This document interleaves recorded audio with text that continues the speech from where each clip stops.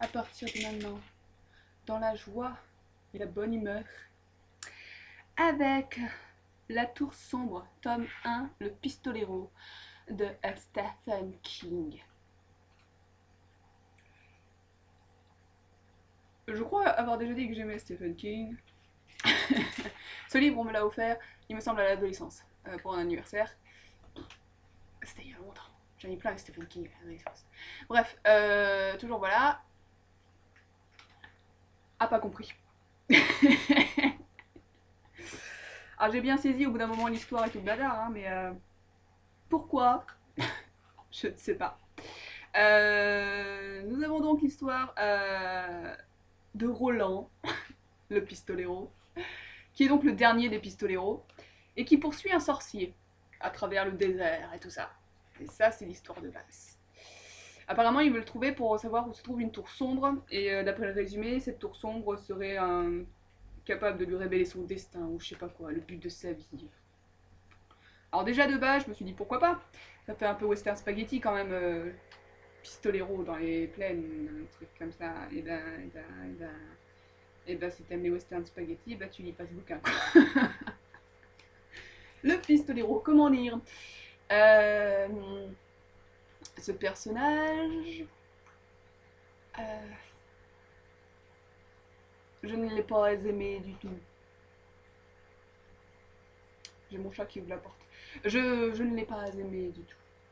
Euh, pour faire court, par exemple, à un moment, il arrive dans un village, il parle à la barman et donc il cherche ce sorcier, donc il demande s'il est passé par là, on lui dit comme quoi il a ressuscité un mec et fait voilà. Et du coup la fille elle fait oui, si tu veux des infos, tu sais très bien ce qu'il en coûtera. Et puis alors du coup il fait ah bon, ok d'accord. Donc en gros elle veut coucher avec lui. Et lui, il est là dans sa tête, il se dit ah, mais c'est peut-être un coup du sorcier et tout ça pour me faire perdre du temps. Pendant ce temps-là, lui, il gagne et tout ça, il s'en va perpète les oies et moi je reste là comme un con et tout. Et du coup, ben, sachant ça, il reste. Il couche et il bouffe.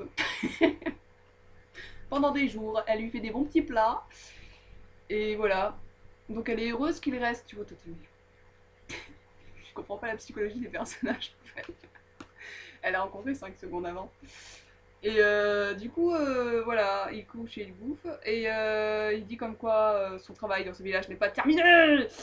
Et du coup, bah, il fait rien. Je me suis dit, d'accord, mais dans ce cas, tu enquêtes. Je sais pas, tu cherches des informations, tu vas enquêter, enfin, ou interroger le mec qui a été ressuscité, quoi, ça peut être intéressant. Non, non, non. Il reste là, puis il aide un peu au village pour le travail.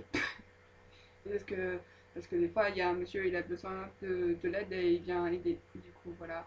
Et, voilà, le héros de l'histoire. C'est un mec qui ne fait rien.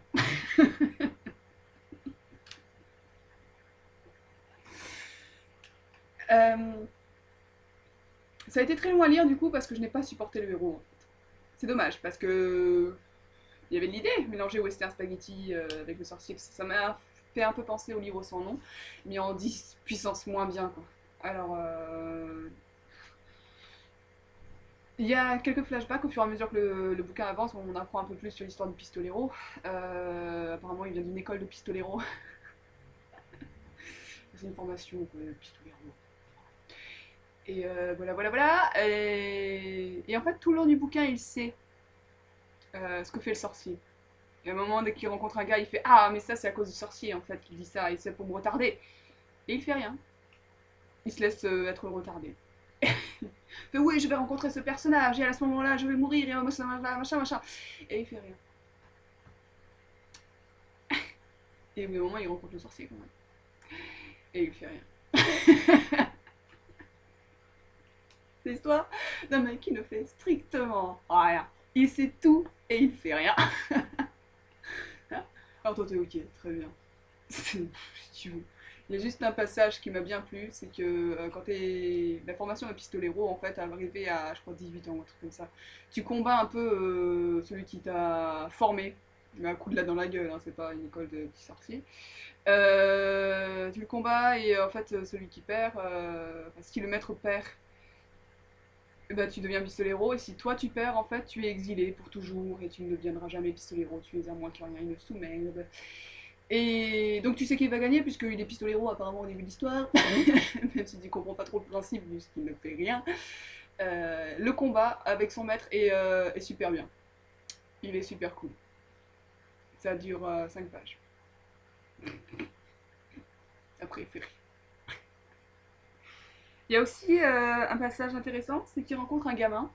Et suivant le dialogue, on comprend que le gamin il vient de notre époque en fait. Et que du coup le pistolero vient d'un futur tellement lointain que notre époque est au niveau de la préhistoire pour lui en fait. Ils n'ont aucun souvenir de cette époque. C'est mon chat qui joue. Bon, il n'a pas eu à dire le pistolero. Oui, je sais. Et alors, bah voilà, hein, Stephen King. Alors, je sais plus c'était quoi. Ah oui. La tour sombre que Stephen King considère comme la Jupiter du système solaire de son imaginaire. Il y a forcément une raison pour laquelle on n'a jamais foutu les pieds sur Jupiter. Je pense que fallait pas. C'était une mauvaise idée. Alors j'ai le tome 2, donc on verra. On verra quoi. C'est moins pire qu'Eragon. Je tiens à préciser. C'est quand même moins pire qu'Eragon. Oui, parce que du coup, les autres personnages, le sorcier, je sais pas. Il y a le gamin, du coup, avec qui il traîne un certain temps, je sais pas non plus. Il y a la fille, elle sert à. Enfin, elle m'a énervé. La fille qui veut juste se coucher. Il y a son passé, dans son passé, il y a ses amis. Entre guillemets. Je sais pas. Il y a que le pistolero, le mec qui fait rien, quoi. Parce que les autres, c'est extrêmement secondaire. Ils ont 3 lignes, quoi. Mais voilà. Jupiter. Je suis le livre et de mon coin, je vous observe et vous tends la main.